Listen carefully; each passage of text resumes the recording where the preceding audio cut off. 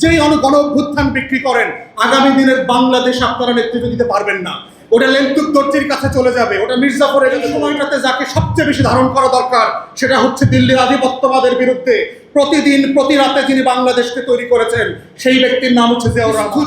পূজা এবং তার নামে স্লোগান দেওয়ার বদলে তার রাজনীতিটা যেন আমরা বাস্তবায়িত করতে পারি। বিশ্বের রণাঙ্গনে যারা জীবন দিয়েছে তারা কিন্তু ঠিক ওই রাজনীতিটাই করতে চায়। আমরা যখন বাংলাদেশ 2-এর কথা বলছি, আমরা কিন্তু জিয়াউর রহমানের সেই রাষ্ট্র বিনির্মাণের প্রকল্পের কথা বলছি, জিয়াউর রহমানের মতো স্বনির্ভর অর্থনীতির কথা বলছি। আমরা যখন দায় দরদের নতুন বাংলাদেশের কথা বলছি, আমরা বলছি দিল্লির আধিপত্য থেকে মুক্ত করে লেন্দুক দর্জি মুক্ত, মির্জাফর মুক্ত বাংলাদেশ করতে। ওটাই জিয়াউর রহমানের রাজনীতি।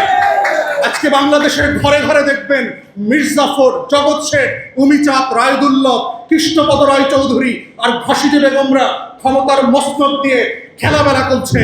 এই সময়টাতে যাকে সবচেয়ে বেশি ধারণ করা দরকার সেটা হচ্ছে দিল্লির আধিপত্যবাদের বিরুদ্ধে প্রতিদিন প্রতি রাতে যিনি বাংলাদেশকে তৈরি করেছেন সেই ব্যক্তির নাম হচ্ছে জিয়াউর রহমান। এটাই আগামী দিনের রাজনীতি।